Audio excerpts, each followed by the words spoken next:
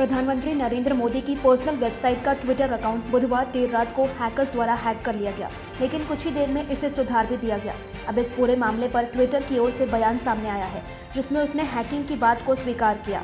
ये हैकिंग बिल्कुल वैसी ही थी जैसे कि कुछ दिनों पहले बराक ओबामा, एलन मस्क जैसी हस्तियों के अकाउंट हैक कर बिटकॉइन की मांग की गई थी। केंद्र सरकार द्वारा एक बार फिर चीन पर डिजिटल स्ट्राइक की गई है। पहले 59 मोबाइल एप्लीकेशंस बंद करने के बाद अब बुधवार को सरकार ने 118 और ऐप्स बंद करने का फैसला किया। इस लिस्ट में बहुचर्चित गेम एप्लीकेशन पबजी भी शामिल है। अब इस मसले पर केंद्र सरकार में ही मंत्री प्रकाश जावड़ेकर का बयान सामने आया है। उन्होंने कहा कि इस फैसले से देसी इनोवेशन को बल मिलेगा। पिछले कुछ दिनों से फेसबुक को लेकर घेरे में आई बीजेपी ने इंफॉर्मेशन टेक्नोलॉजी की संसदीय स्थायी कमेटी में उल्टा कांग्रेस और फेसबुक पर हल्ला बोल दिया। कमेटी के चेयरमैन शशि थरूर पर तंज कसते हुए बीजेपी सांसदों ने कहा कि पिछले 1 साल में कमेटी ने कोई भी रिपोर्ट संसद में पेश नहीं की है, जो कि नियमों के खिलाफ है।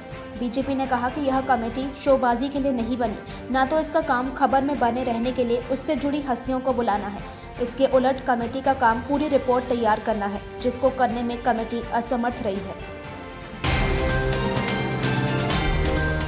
देश में कोरोना का कहर थमने का नाम नहीं ले रहा है। भारत में कुल संक्रमितों की संख्या 38.48 लाख के करीब पहुंच गई है, जिसमें से करीब 8.13 लाख केस अब भी एक्टिव हैं। महाराष्ट्र में कोरोना संक्रमितों की संख्या 8.8 लाख के पार पहुंच चुकी है। वहीं आंध्र प्रदेश में मरीजों की संख्या 4.45 लाख के करीब है। स्वास्थ्य और परिवार कल्याण मंत्री के मुताबिक देश में पिछले 24 घंटे में कोरोना वायरस के 11,70,000 से ज्यादा टेस्ट किए गए हैं। 1 सितंबर से इंजीनियरिंग कॉलेजों में एडमिशन के लिए संयुक्त प्रवेश परीक्षा की शुरुआत हो चुकी है। कोरोना संक्रमण के दौर में छात्रों को एग्जाम सेंटर तक पहुंचने में किसी प्रकार की कोई दिक्कत न हो, इसके लिए इंडियन रेलवे ने एक पहल की है।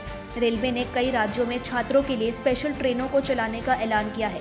ये ट्रेनें 15 सितंबर तक छात्रों को परीक्षा केंद्र तक पहुंचने में मददगार साबित होगी। रेल मंत्री पीयूष गोयल ने ट्वीट करके उत्तर प्रदेश, बिहार और राजस्थान समेत कई राज्यों में परीक्षा देने वाले उम्मीदवारों के लिए स्पेशल ट्रेनों को चलाने की जानकारी दी। इसके अलावा रेलवे ने महाराष्ट्र में भी छात्रों को ट्रेन में यात्रा करने की अनुमति दी है। मध्य प्रदेश में मुख्यमंत्री शिवराज सिंह चौहान और कमलनाथ के बीच ट्विटर वॉर छिड़ गया है। दरअसल पूर्व मुख्यमंत्री कमलनाथ ने ट्विटर पर एक पोस्ट किया था। इस पोस्ट में कमलनाथ ने एक किसान की हत्या का जिक्र किया। इस पर सीएम शिवराज ने जवाब देते हुए मृतक के बेटे का वीडियो डाल दिया। इस वीडियो में मृतक के बेटे ने पिता की मौत की वजह बीमारी बताई। इसके बाद सीएम शिवराज ने कमलनाथ को ओछी राजनीति न करने की नसीहत दी। छत्तीसगढ़ में कोरोना ने अब तक के सारे रिकॉर्ड तोड़ दिए हैं। राजधानी रायपुर में 975 और प्रदेश में 2,296 नए मरीज मिले हैं। ये पिछले 24 घंटे में अब तक के सर्वाधिक मरीज हैं। रायपुर के आंकड़े दिल्ली, जयपुर, भोपाल, इंदौर और चंडीगढ़ में एक दिन में मिलने वाले मरीज से ज्यादा है। संसदीय सचिव और महासमुंद विधायक विनोद चंद्राकर कोरोना संक्रमित हो गए हैं। वे 29 अगस्त को राजीव भवन में आयोजित खेल समारोह में शामिल हुए थे। मुख्यमंत्री भूपेश बघेल ने कोरोना के मरीजों की बढ़ती संख्या को देखते हुए रायपुर और दुर्ग जिले के अस्पतालों और कोरोना केयर सेंटर्स में बिस्तरों की संख्या बढ़ाने के आदेश दिए हैं। उन्होंने रायपुर जिले में लगभग 10,000, दुर्ग, बिलासपुर व रायगढ़ जिले में 2,000 बिस्तर बढ़ाने को कहा। मुख्यमंत्री ने अधिकारियों को एक एप्लीकेशन भी बनाने के निर्देश दिए, जिसमें अस्पतालों में भरे और खाली बिस्तरों की जानकारी मिल सके। रायपुर शहर की सड़कों पर हादसों को कम करने के मकसद से बड़े बदलाव किए जाएंगे। यह फैसला सड़क सुरक्षा समिति की बैठक में लिया गया। प्रशासन और पुलिस ने शहर के 1 दर्जन से ज्यादा चौराहों की पहचान कर ली है। प्रमुख सड़कों के डिवाइडर को बंद किया जाएगा। आधा दर्जन से ज्यादा सड़कों पर नए डिवाइडर बनेंगे। इसमें रेलवे स्टेशन की सड़कें भी शामिल हैं। निगम की ओर से कई सड़कों का चौड़ीकरण भी किया जा रहा है।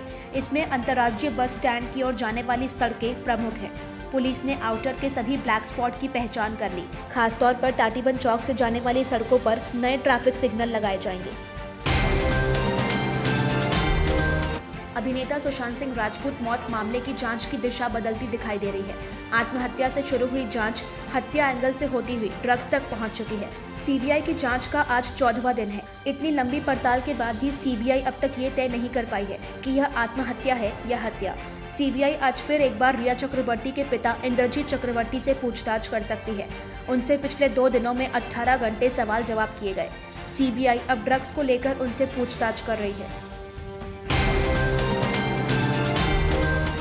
आईपीएल शुरू होने से पहले ही मुंबई इंडियंस की मुश्किलें बढ़ गई है। टीम के तेज गेंदबाज और आईपीएल में सबसे ज्यादा विकेट लेने वाले लसिथ मलिंगा लीग से हट गए हैं। उन्होंने पारिवारिक वजहों का हवाला देकर टूर्नामेंट से हटने का फैसला किया। ऑस्ट्रेलिया के तेज गेंदबाज जेम्स पैटिंसन को उनके रिप्लेसमेंट के तौर पर चुना गया है। जेम्स अब तक आईपीएल नहीं खेले हैं।